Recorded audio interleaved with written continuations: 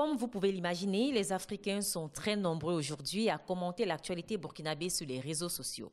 Facebook, Twitter ou encore YouTube sont énormément mis à contribution sans distinction de pays. Il n'y en a que pour le Burkina Faso dans la sphère africaine. Mais bien avant la révolution qui secoue le pays aujourd'hui, au départ, le hashtag Luili qui aurait été utilisé pour la première fois en février 2013 et qui signifie oiseau en mouré, une langue burkinabé, a été choisi par le Tweet Top 226 pour représenter le Burkina Faso sur le web 2.0. Selon ses initiateurs, l'oiseau de la paix représenté sur le pagne traditionnel Luili Pandé du peuple Mossi coïncidait aussi avec l'oiseau de Twitter, d'où le choix.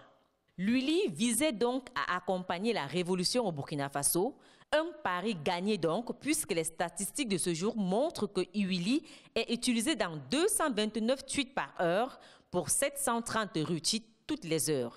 Les tweets contenant le hashtag Luili peuvent toucher jusqu'à 300 000 personnes, un succès en somme.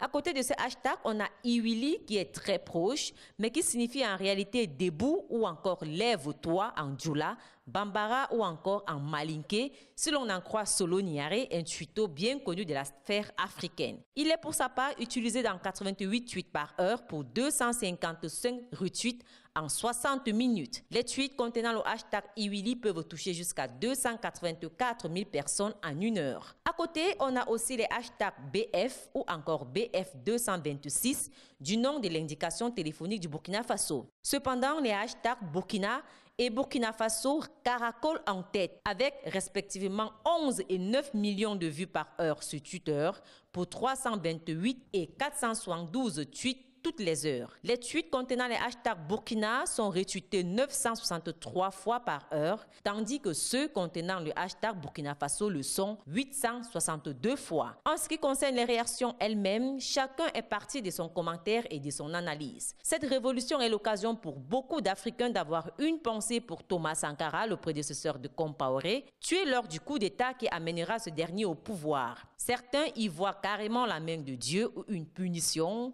à l'adage qui tue par l'épée meurt par l'épée. Certains se demandent à qui le tour en jetant un regard vers les présidents africains dont la longévité au pouvoir commence à agacer leur peuple. Les Camerounais semblent être les plus nombreux dans ces cas. Ils ont l'air très envieux de ce que les Burkinabés ont réussi à faire. Dans leur réaction, certains Africains lancent carrément des avertissements à tous les chefs d'État sur qui pèsent des soupçons de tripatouillage futur de leur constitution. Il s'agit entre autres de Kagame au Rwanda, de Sassou Nguesso au Congo ou encore de Joseph Kabila en République démocratique du Congo et même de Paul Kagame au Rwanda. Enfin, ils sont nombreux à rêver de l'alternance dans leur pays sous les mêmes conditions. Beaucoup de posts Facebook ou Twitter saluent le courage du peuple burkinabé et espèrent y tirer le courage, pourquoi pas, un jour pour reproduire la même chose chez eux. Ils sont aussi assez nombreux à douter de la sincérité des hommes forts de Ouagadougou et pronostiquent déjà une révolution du peuple burkinabé qui pourrait leur être volée. Et pour finir, aux environs de 14h GMT, Blaise Compaoré a lui-même tweeté son départ en bénissant le Burkina Faso. Un tweet retweeté 127 fois et qui a suscité beaucoup de commentaires. Sur Facebook, le message d'adieu de l'ancien président du Burkina Faso a été partagé près de 600 fois pour plus de 700 commentaires.